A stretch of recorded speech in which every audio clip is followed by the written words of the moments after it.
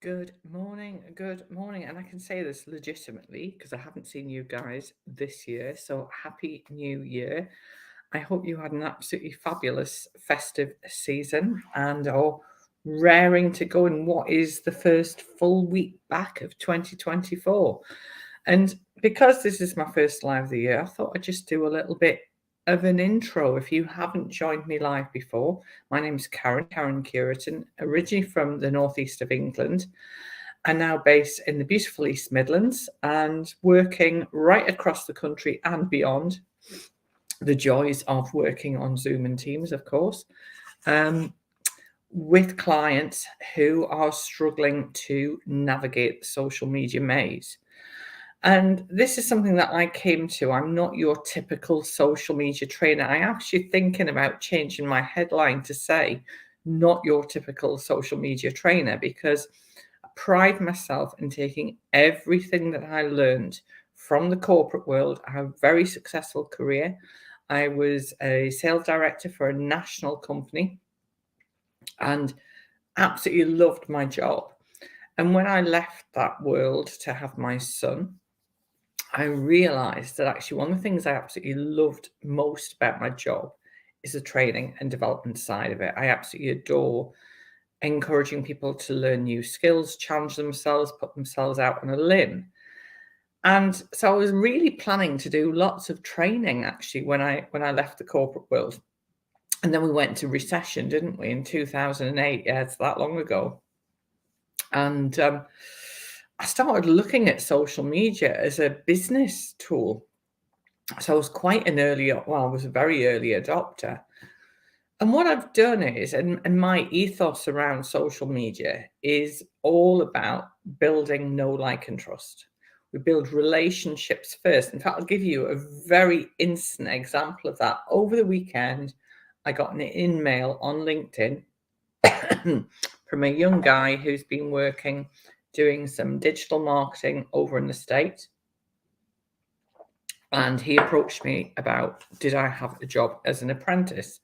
Now, if he'd taken a moment to look at my website, he would see there's only me, a little bit of research. But the crux of it was actually taking a step back from that. And this was my advice to him. And I said, a lot of people you'll send this message to won't even give you the courtesy of a response. But I'm going to give you a response because I think it's really important that you understand this. Because it'd be like him walking up to me at a networking event or a conference or an exhibition, maybe where I had a stand, saying, do you need any apprentices? We wouldn't do that. And that's very much my mission is we need to build relationships first, build rapport first, build know, like, and trust. And then people remember you when they're ready. Because it might be that I might know somebody who is looking for somebody, but get into a conversation with people. And that's very much my theory around social media is we get to know people, we need to have relationships. Good morning, Facebook user. You need to give StreamYard permission, so I can't see who's commenting, but thank you for commenting. And that's lovely to have. If you are with me, do comment. We're live across LinkedIn, in my Facebook group, and actually live on YouTube too. So across 3 platforms today.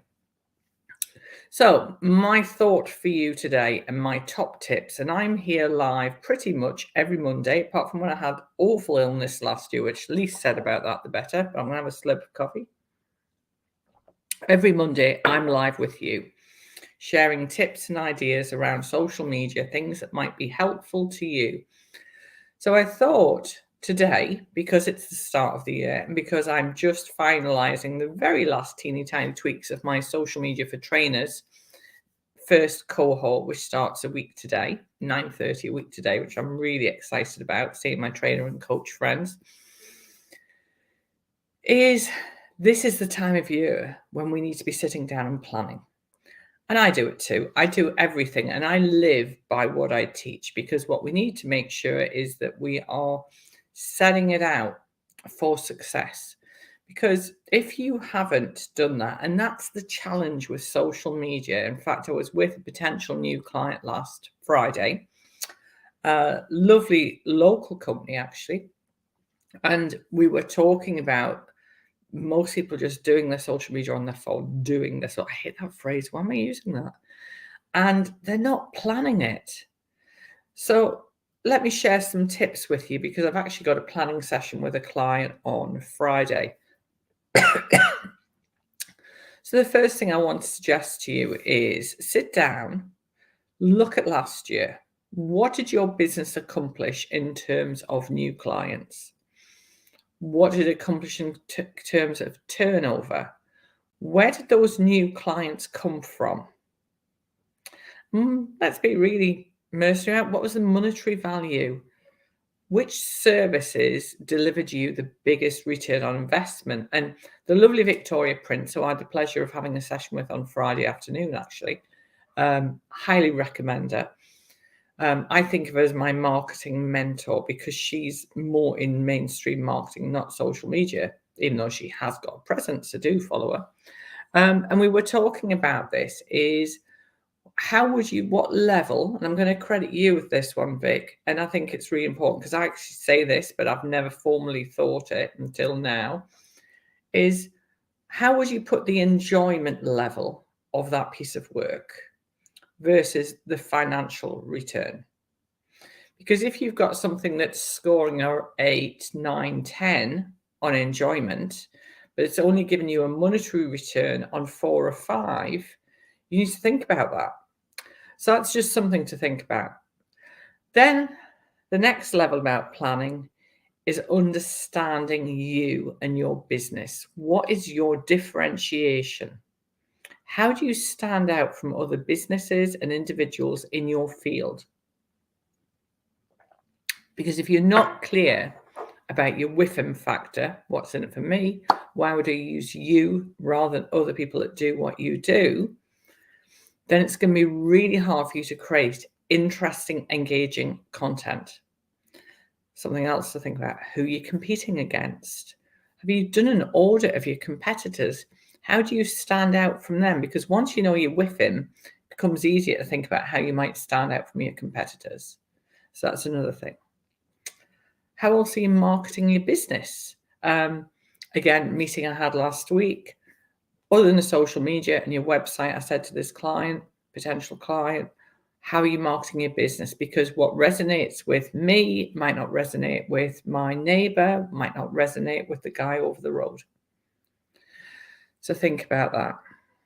And who is your perfect client? Because the more, as the lovely Sharon Gaskin will always say, the N word, the more you can niche, the easier it is to market.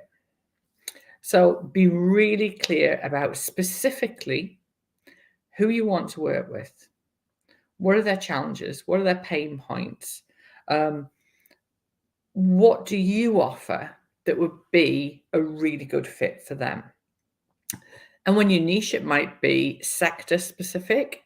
It might be even down to size of business. It might be geographic location. So there's lots of elements we can pick apart because this planning session that we do is around an hour and a half to 2 hours long. Then we need to take a long, hard look at your social media profiles. And this is a perfect time for you to do this. I need to look at mine today, actually. I'm going to do, I call it the builder's job, the builder's daughter whose house never gets finished. Have a long, hard look at your profiles. I was with a client last week, some of my social media for grown-ups group.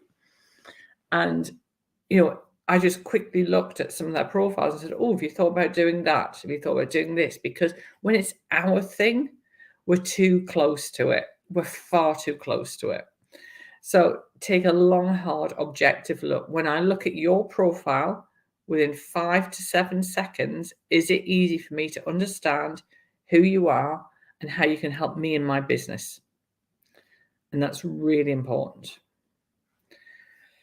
So we've talked about profiles, competitors, differentiation. Set yourself some realistic objectives. We talk about SMART objectives a lot.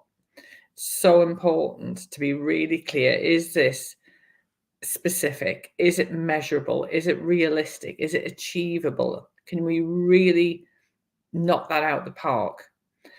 And the other thing I would say that's a really good thing to do at this time of year is take a look at your analytics. If you're Instagram, Facebook, X/Twitter, the data you can get from there is phenomenal. On LinkedIn, it's a little less specific, but you can get a lot of data in a free account now. It is improving enormously. Have a look at the last 90 days of last year on LinkedIn. Which were your best performing posts for engagement? Who was engaging in them? Because we can get that sort of data now. So there's a lot there to sort of pull apart, but some pointers there for you to give you some ideas. And I'm going to be doing this today, actually, for my business. I've blocked out 2 hours this morning to do it for my business. And I'd urge you to do it for yours. So I hope you found it helpful.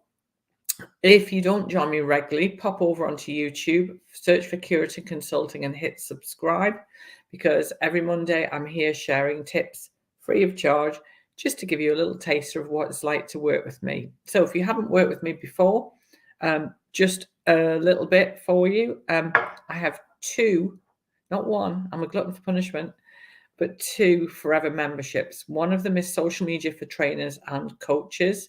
Clues in the name. It's specifically for trainers and coaches. That's a lifetime membership, runs for 12 weeks, twice a year, and we start next Monday, a week today. And then the second lifetime membership is a brand new 8-week program called Social Media for Grown-ups, and that's specifically for women in business who are a little bit overwhelmed by social media, looking for a safe space to get more information in an easy to understand fashion. But also I work one-to-one with clients. I have a lot of clients who prefer to have very tailored support. And then also I go into organizations and train up a member of their team to be their in-house social media ambassador. And finally, I have a small portfolio of clients whose social media I manage for them. And that's something it has to be a passion project for me. I have to really love their business. I don't do very many because it's quite time consuming, as those of you who are regularly on social media know. To do it properly, you need to spend a little bit of time on it, like any marketing.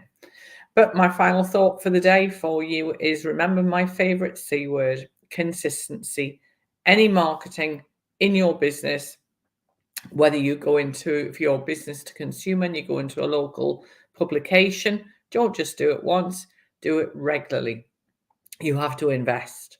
You have to invest in time. It's just the same as if I'm managing somebody's social media accounts, I won't do it for less than 6 months because of that exact reason. We need 6 months to get some traction, probably 3 months to start and get under the skin of the business, and a further 3 months to start and get some traction. So consistency is key, my lovely social media friends. As ever, if you've got any questions, feel free to private message me. It would be great to hear from you. Back again next Monday. Take care. Have a great week.